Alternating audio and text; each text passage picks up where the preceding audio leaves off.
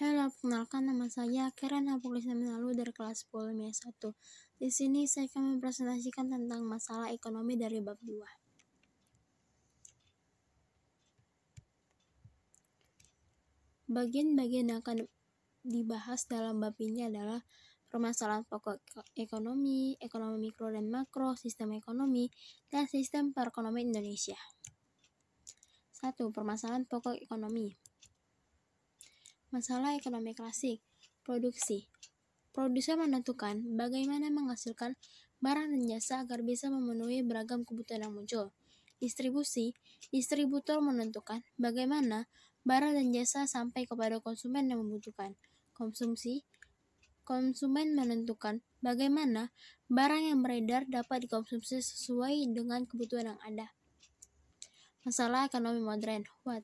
Barang apa yang akan diproduksi? Dengan jumlah sumber daya pemenuhan kebutuhan terbatas, sementara kebutuhan tidak terbatas, maka perlu ada prioritas barang apa yang harus diproduksi. How? Bagaimana cara memproduksi? Masalah ini berkaitan dengan teknik produksi yang digunakan untuk memproduksi suatu barang. Manakah teknik produksi yang paling efisien? For whom? Untuk siapa barang diproduksi? Masalah ini berkaitan dengan distribusi atau penyaluran barang dan jasa. Salah satu faktor yang memengaruhi pola distribusi di masyarakat adalah perbedaan penghasilan konsumen. 2. Ekonomi mikro dan makro. Arah ekonomi mikro. Arah ekonomi mikro yaitu pada satuan-satuan yang mencakup konsumen, produsen, para investor, pekerja, pemilik faktor produksi, dan orang-orang yang berperan dalam kegiatan ekonomi. Kebijakan ekonomi mikro. 1. Menentukan pilihan yang tepat. 2. Bersinergi antara sesama pelaku pasar dan industri. 3. Membentuk kesepakatan di kalangan produsen dan konsumen. 4. Menggunakan teknik analisis ekonomi mikro. 5. Pemanfaatan analisis biaya peluang untuk menentukan pilihan. Asumsi ekonomi mikro. 1. Berusaha memaksimalkan hasil yang dicapai. 2. Melakukan kegiatan atas dasar kelangkaan. 3. Konsumen dan produsen melakukan kegiatan secara rasional. Ekonomi makro. Pengertiannya itu, ekonomi makro adalah ilmu yang mempelajari bagaimana mekanisme perekonomian secara keseluruhan. Indikator prestasi kegiatan ekonomi makro. 1. Neraca perdagangan dan negara pembayaran. 2. Pendapatan nasional, pertumbuhan ekonomi, dan pendapatan per kapita. 3. Penggunaan tenaga kerja dan pengangguran. 4. Keadaan perubahan harga-harga atau inflasi. 5. Kestabilan kurs dalam mata uang luar negeri. Perbedaan analisis teori ekonomi mikro dan ekonomi makro. Harga mikro, analisis harga suatu barang. Makro, analisis harga barang secara keseluruhan. Unit analisis mikro, analisis tentang tingkah laku pelaku ekonomi tertentu. Makro, analisis permasalahan ekonomi secara keseluruhan. Tujuan analisis mikro, untuk memahami bagaimana mengalokasikan faktor produksi. Makro, untuk memahami pengaruh kegiatan ekonomi terhadap kinerja perekonomian secara nasional. Kebijakan ekonomi makro. Tujuan kebijakan ekonomi makro. 1. Menstabilkan neraca pembayaran dan kurs valuta asing. 2. Mengusahakan pertumbuhan ekonomi. 3. Mencapai penggunaan tenaga kerja penuh tanpa inflasi. 4. Menghindari masalah inflasi. 5. Menstabilkan kegiatan ekonomi. Kristalisasi kebijakan ekonomi makro. 1. Kebijakan moneter. 2. Kebijakan fiskal. 3. Kebijakan dengan harga barang murah dan bermutu. 3. Sistem ekonomi. Sistem ekonomi tradisional.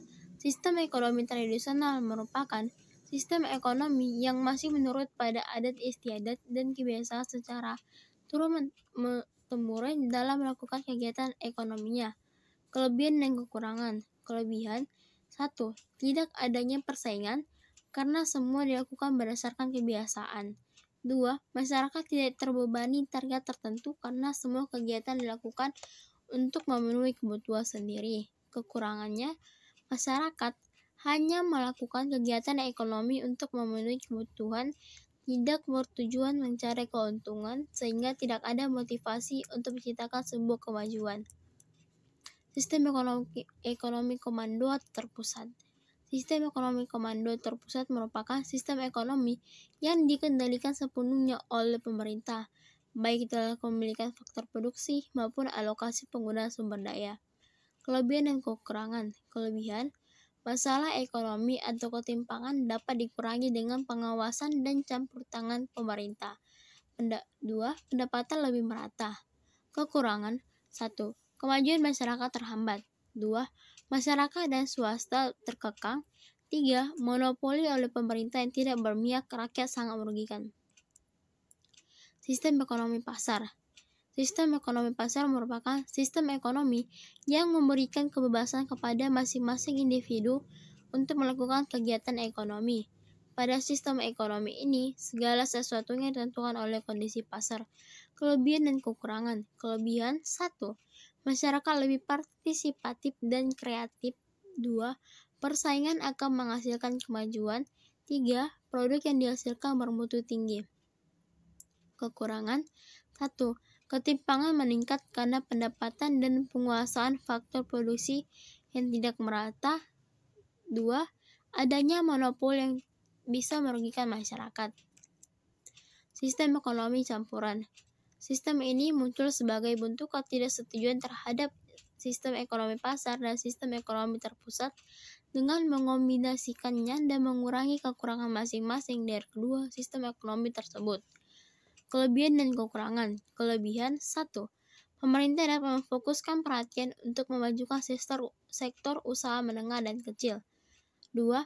Adanya kebebasan berusaha dapat mendorong kreativitas individu. Kekurangan 1. Sulit menentukan batas antara kegiatan ekonomi yang seharusnya dilakukan pemerintah dan swasta. 2. Sulit menentukan batas antara sumber produksi yang dapat dikuasai oleh pemerintah dan swasta. 4. Sistem perekonomian Indonesia. Karakteristik perekonomian Indonesia. Karakteristik perekonomian Indonesia berdasarkan Undang-Undang Dasar 1945 Pasal 33. 1. Perekonomian disusun sebagai usaha bersama berdasar atas asas kekeluargaan. 2. Cabang-cabang produksi yang berpenting bagi negara dan yang menguasai hajat hidup orang banyak dikuasai oleh negara. 3. Bumi dan air dan kekayaan alam terkandung di dalamnya dikuasai oleh negara dan dipergunakan sebesar-besarnya untuk kemakmuran rakyat. 4. Perekonomian berdasar atas demokrasi ekonomi dengan prinsip kebersamaan, berkeadilan, berkelanjutan, berwawasan lingkungan, kemandirian, serta dengan menjaga keseimbangan kemajuan dan kesatuan ekonomi nasional. Karakteristik perekonomian Indonesia. Menurut sistem perekonomian Indonesia dalam penerapannya harus hal-hal negatif, yaitu 1.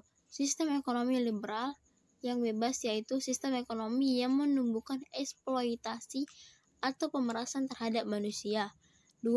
Sistem ekonomi komando, yaitu sifat negara beserta aparatur ekonomi yang dominan mendesak dan memastikan potensi serta daya kreasi ekonomi swasta. 3. Adanya persaingan tidak sehat serta pemusatan kekuatan ekonomi hanya pada satu kelompok atau tindakan monopoli yang merugikan masyarakat. Nilai-nilai dasar perekonomian Indonesia.